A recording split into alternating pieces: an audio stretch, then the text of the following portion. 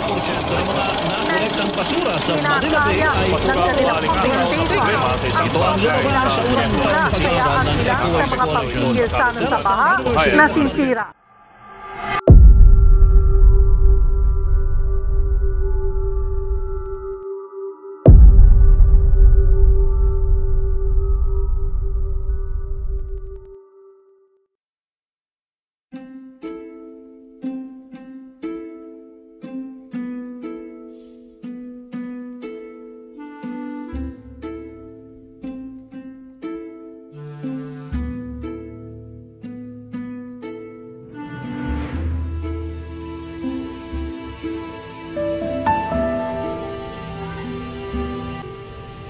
Malaki po yung epekto sa amin, lalo sa mga bata, pag di talaga malinis ng tubig dyan.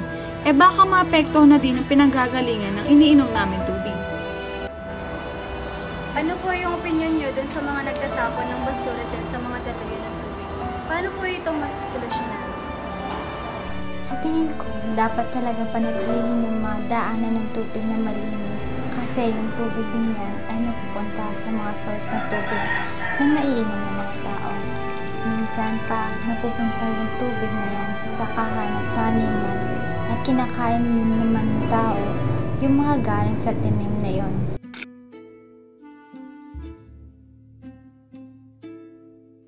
Isa sa bawat 3 tao sa mundo ay walang akses sa malinis na tubig. Mahigit 2.2 bilyong tao ang umiinom ng kontaminadong tubig araw-araw.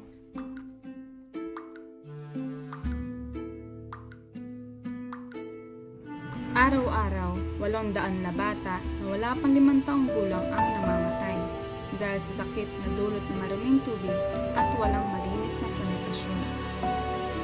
Ang maruming tubig ay nagdudulot ng matitinding sakit tulad ng kolera, diarrhea at dysentery. Nababawasan ang produktibidad at maraming mga kabataan ang hindi nakakapasok ng paaralan.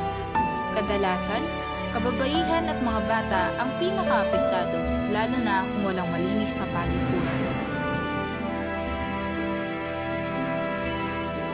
Clean water and sanitation. Through Project Boon, converted more than 230 villages from water scarce to water positive.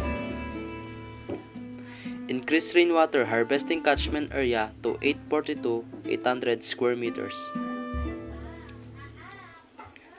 15 MLD capacity of STP has been set up to reduce dependency on freshwater supply from BMC.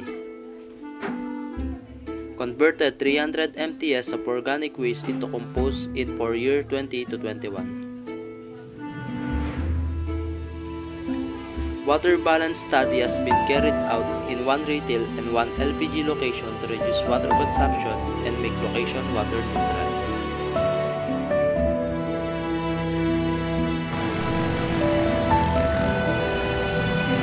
Dito sa Pilipinas, may batas na tumutugon sa suliraning ito, ang Republic Act No. 9275 o mas kilala bilang Clean Water Act of 2004. Layunin nitong protektahan ang ating mga ilog, lawa at dagat mula sa polusyon.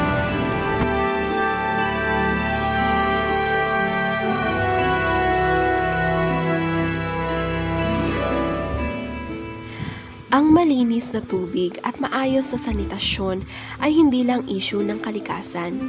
Ito ay usapin ng kalusugan, kabuhayan at kinabukasan. Sa pagpapatupad ng Clean Water Act, may korektong pagbabago tayong nakikita sa mga komunidad. Ang pagpapatupad ng Clean Water Act ay hindi lamang batas. Ito ay buhay para sa maraming Pilipino. Dahil dito, mas ligtas ang tubig, mas malusog ang mga bata at mas maayos ang pamumuhay sa mga komunidad.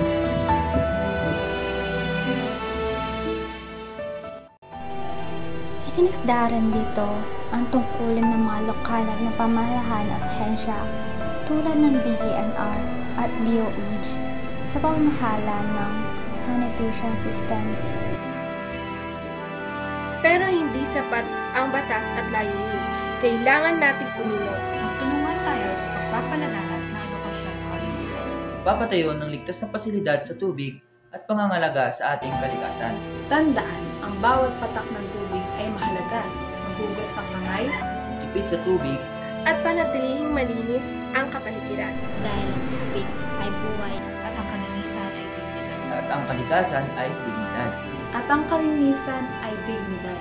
At ang kalinisan ay dignidad.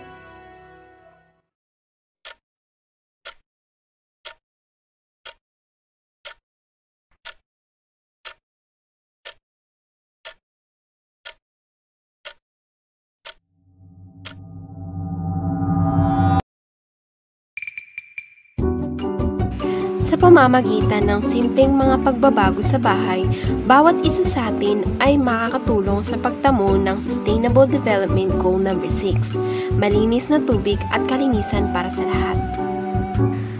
Una, patayin ang gripo kapag hindi ginagamit. Huwag hayaang umagos ang tubig habang nagsisibilyo, nag-aahit o naghuhugas ng pinggan.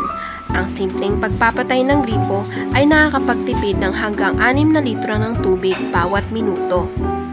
Pangalawa, itapon ng maayos ang basura. Huwag itapon ang mga gamit ng mantika, gamot o kemikal sa lababo o inodoro. Nakakalason ito sa mga pinagkukunan ng tubig at mapanganib sa mga lamang dagat. Pangatlo, gumamit ng eco-friendly na mga produkto. Iwasan ang mga malalakas na kemikal na panlinis na maaaring makapinsala sa ating mga daluyan ng tubig. Pang-apat, manatiling may alam at makiisa. Alamin ang mga isyong may kinalaman sa tubig sa inyong lugar at suportahan ang mga patakaran na nagpoprotekta sa mga pinagkukunan ng tubig at pagpapalawak ng akses sa kalikasan.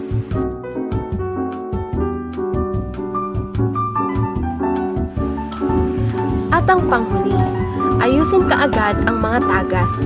Ang isang gripong tumutulo ay maaaring mag-aksaya ng libo-libong litro ng tubig bawat taon. Clean water and proper sanitation starts with small actions at home. Let's work together to create a healthier, more sustainable future for everyone.